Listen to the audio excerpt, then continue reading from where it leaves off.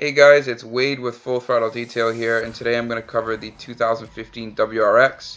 And for those of you who have the STI, well, you're just going to have to do a review on the 2014 WRX because it's the same car.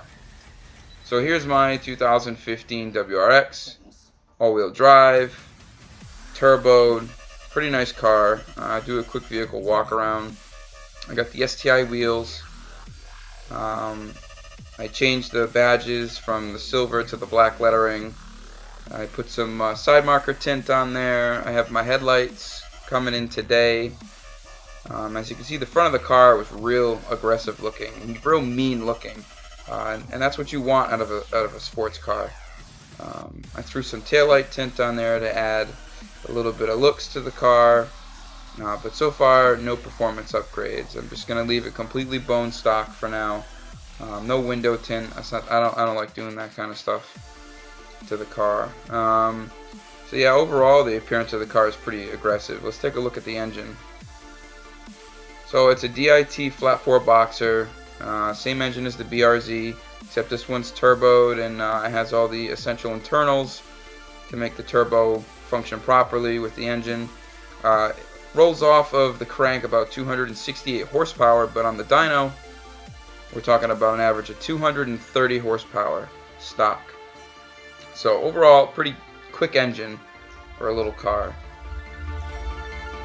So here we go. We're going to take a little interior view drive here and just talk about the inside of the car. I know that the passenger seat's kind of a little bit messy, but that's just mail I picked up from my house that I used to live at. So in any event, the interior is pretty smooth. You have a 6-speed transmission. It works real well with the short throw that they put in the car. I don't know what the normal 6-speed feels like, but the short throw is definitely fun in this car. I do know that the power band does drop at around 5,300 RPMs, so if you're looking to get a lot of torque and pull past 5,000 RPMs, it's not going to happen.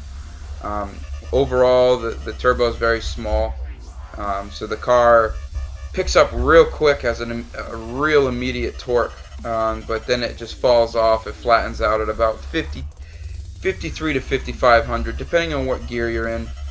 I noticed that second gear and fourth gear have the strongest pulls, but everybody's opinion is different. The clutch, I love the clutch in this car because I went from driving a Turbo SI with just a bone stock clutch with 300 horsepower, and the bone stock clutch was very stiff and comfortable, easy to feel the release point, and the clutch in this car is very much the same. I was very satisfied with the clutch in this car when I first got in it. The other thing I'd like to talk about is the acceleration. The car accelerates tremendously fast. The only thing that really sucks about this car is first and second gear. Launching the car is not difficult, but first gear tends to be very short.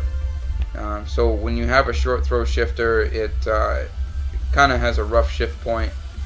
It doesn't grind or anything like that, but it just kind of feels a little inconvenient, to me at least. But the gas, when you give the car the gas, it feels a little too electronic, and not a lot of self-control with the acceleration as far as stepping on the gas pedal. I feel like there's a lot of lag in the gas pedal, but once you're on it and in gear, it's really not that noticeable. The other thing that really I didn't like was the audio quality of this car. The stock audio system is that of a pickup truck. It's just terrible. Speakers start cracking at around 32 to 35 volume. So the first thing I did was I went to an audio place and I had them install all new speakers and 2 amplifiers and a subwoofer, and it doesn't affect the battery at all. It works perfectly fine for everyday use. I'm not one of those kids that goes around and bangs his sound system, but that's not, you know, I'm using it just to enjoy my drive. Overall, not too many cons in this car, but you're looking at pros that definitely outweigh everything. As you can see on the upper part of the dash, there is a small gauge just above the two vents in the center console area, and that's the boost gauge. And there are several other options for you to take with a small button that's actually underneath the hazard button. I would have shown you, but the GoPro was suction cupped to the sunroof. So you can use that button to clear the boost and scroll through average gas mileage and stuff like that. The other con that I noticed was the gas mileage is fucking awful in this car if you drive it like me. If you drive fairly conservative, you won't really have an issue with gas mileage. It'll be about 25 to 27 miles highway and maybe 22 city.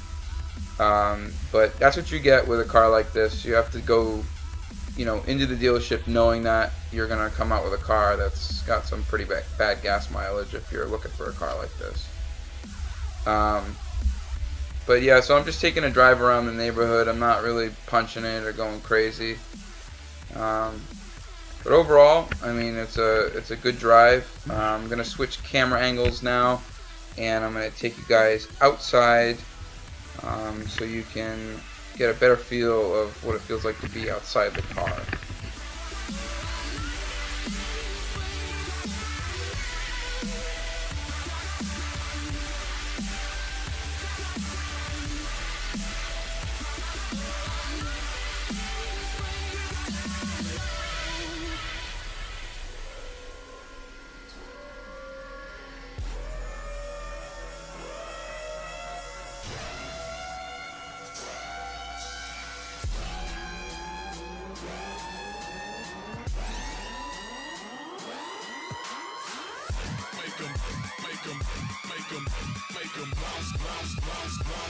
Make 'em bounce.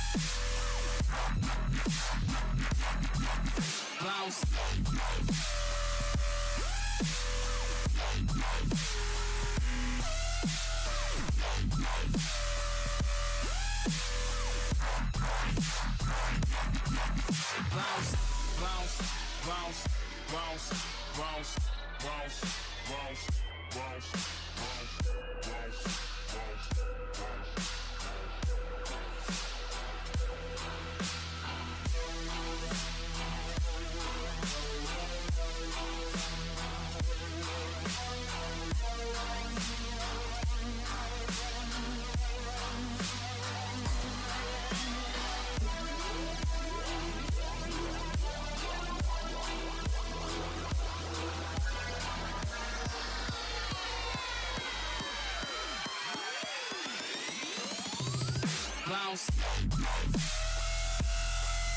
Make 'em. Make 'em. Make 'em. Trip. Trip. Make 'em bounce. Make 'em. Make 'em. Make 'em. Trip. Trip. Make 'em bounce.